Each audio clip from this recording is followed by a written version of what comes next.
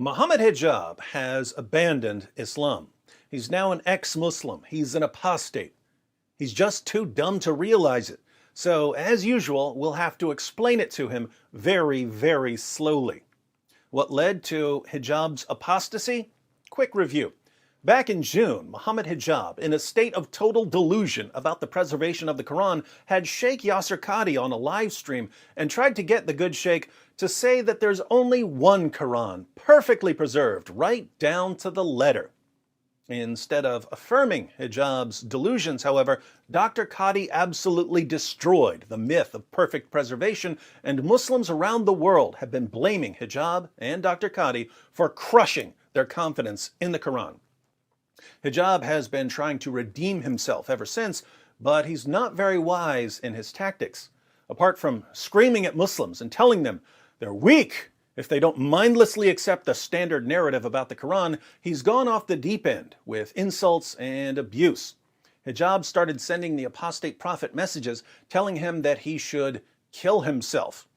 Then Hijab showed up in the chat while we were doing a live stream and began posting disgusting comments, telling us to engage in perverted sexual practices that many people didn't understand until they looked them up, because unlike Sapiens Institute representative Mohammed Hijab, they're not experts in bondage and fetish porn.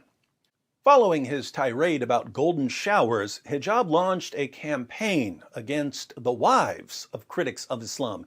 His tweets about women are saturated with imagery of rape and torture. For instance, here's one of Hijab's tweets about the apostate prophet's wife, Mrs. Apostate. When these anti-Muslim attention whore Islamophobes need to get on their knees in intellectual submission before they are whipped by freedom of speech by the Twitter Muslims, and they reluctantly open their mouth in protestation and find they have been defiled by the truth. Notice the imagery. Get on their knees, submission, whipped by Muslims, open their mouth to find they have been defiled. It would be illegal to post a threat about forcing the apostate prophet's wife to her knees, whipping her, and defiling her, so Hijab adds some words. Intellectual submission, whipped by freedom of speech, open their mouth in protestation, defiled by truth. Hijab doesn't try to hide the fact that he's crafting these messages to make sure they're legal. Indeed, he tells his followers to join his campaign of abuse, but he warns them to make sure that their harassment doesn't break the law. I call upon all of the Muslim Twitter soldiers to work within the full scope of the law to create maximum damage to the cause of, that's his name for the apostate prophet, and his public figure with, that's his name for Mrs. Apostate. They are demoralized and on the ropes. Do not let the weak-minded Muslims deter you. Finish them. So, Hijab isn't simply using imagery of rape and torture in his campaign of online abuse against women. He's encouraging his followers to do the same. He's trying to shut down criticism of Muhammad and the Quran by targeting the families of critics of Islam. He thinks that if he showers women with abuse and veiled threats of rape and torture, their husbands will eventually back down. Instead of backing down, however, some husbands decided to nip this in the bud by letting Hijab know that if he wants to escalate by insulting and abusing women, critics of Islam can simply escalate in return by insulting and abusing the Quran. And that's when Mohammed Hijab tried to pretend that he has the moral high ground here. He wrote, "The difference between us and you is this. We disrespect Islamophobes like you who disrespect our community.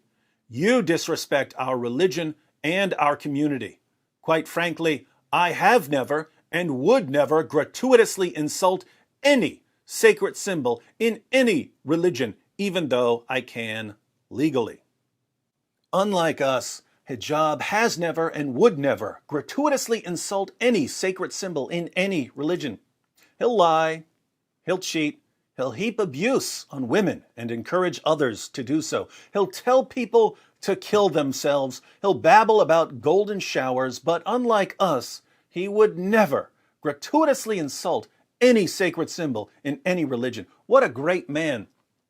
He's clearly claiming that it's wicked and immoral to gratuitously insult the sacred symbols of other religions.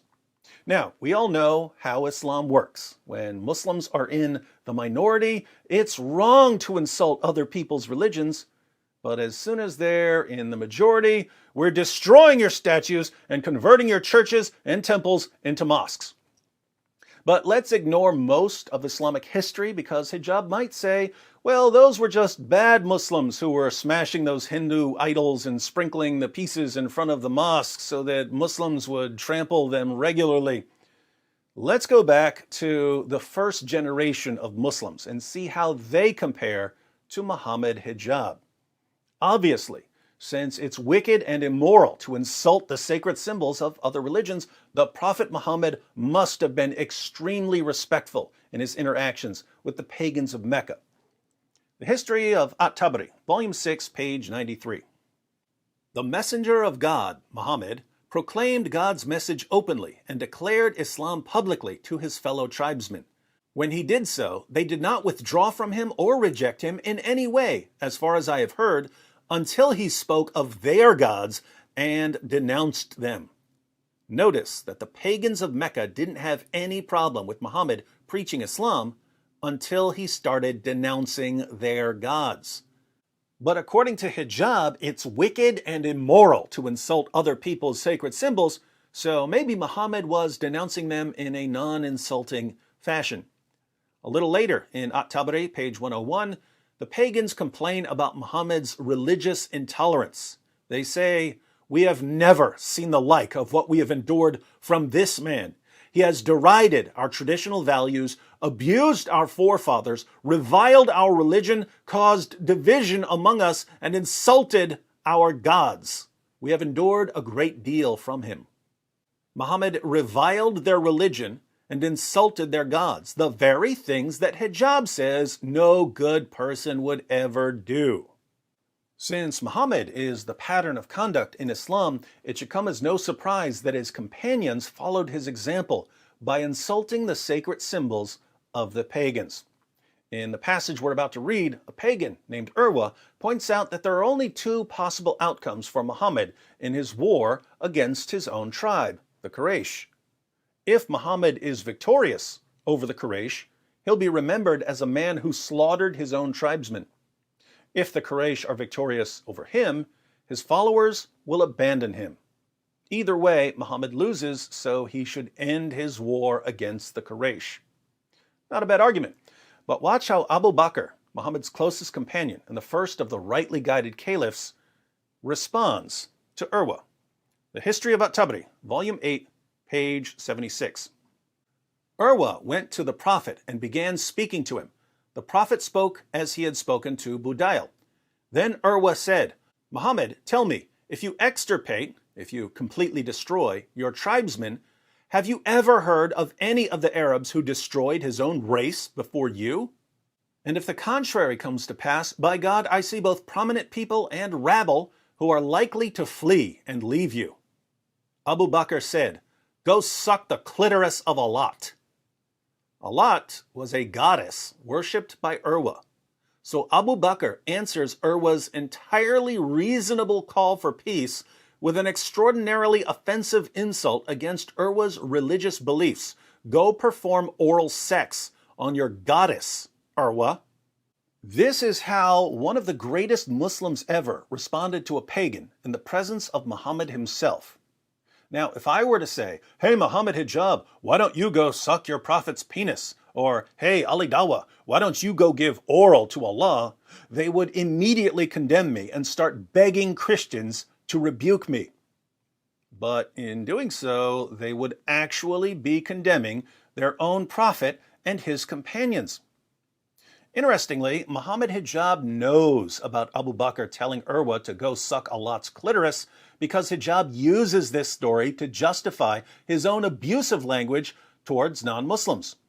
And yet somehow hijab still insists that it's wicked and immoral to insult the sacred symbols of another religion. The Muslims eventually defeated the pagans of Mecca, and that's when Muhammad got to demonstrate how to show respect towards the beliefs of others.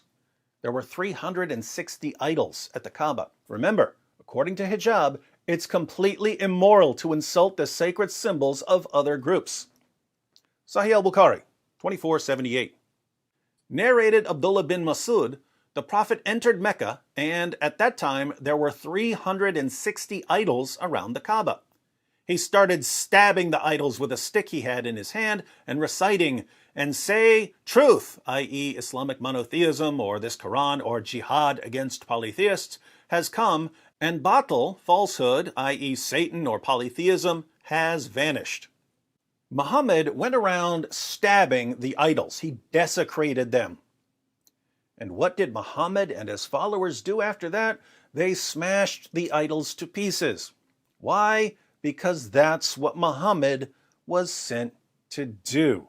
In Sahih Muslim, 1930, Muhammad declares that he was sent to break the idols. Muhammad, breaker of idols. What will the Islamic Jesus do when he returns? Sahih Muslim 389, the Messenger of Allah said, "By the one in whose hand is my soul, soon the son of Maryam will descend among you as a just judge. He will break the cross, kill the pigs, and abolish the jizya, and wealth will become so abundant that no one will accept it." So Muhammad stabs and breaks the idols. Jesus is going to break everyone's crosses.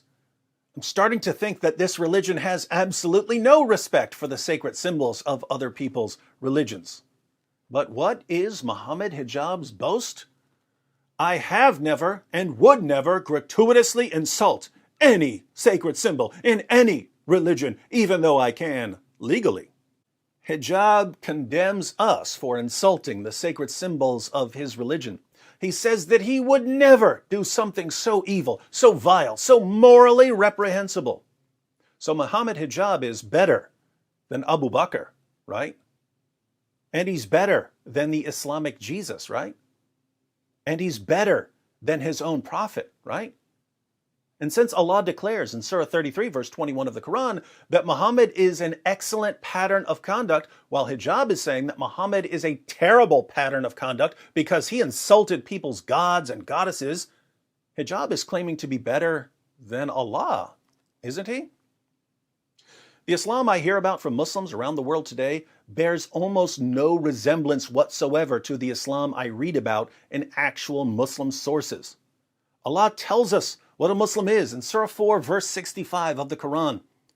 "But know, by your Lord, they can have no faith until they make you, O Muhammad, judge in all disputes between them and find in themselves no resistance against your decisions and accept them with full submission."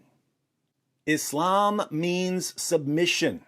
According to Allah, you submit to Him by submitting to Muhammad. You have no real Islamic faith until you find in yourself no resistance against Muhammad's decisions. But Muhammad is the breaker of idols, and Muslims today tell me that it's wrong and immoral to insult the sacred symbols of other religions. What does this mean? It means that Muslims like Muhammad Hijab are actually apostates. They've condemned their own God and their own prophet. Since they haven't fully accepted all of Muhammad's decisions, since they find within themselves resistance against Muhammad's decisions, they have no real Islamic faith. So guess what, Muhammad Hijab? You and I are actually on the same side here.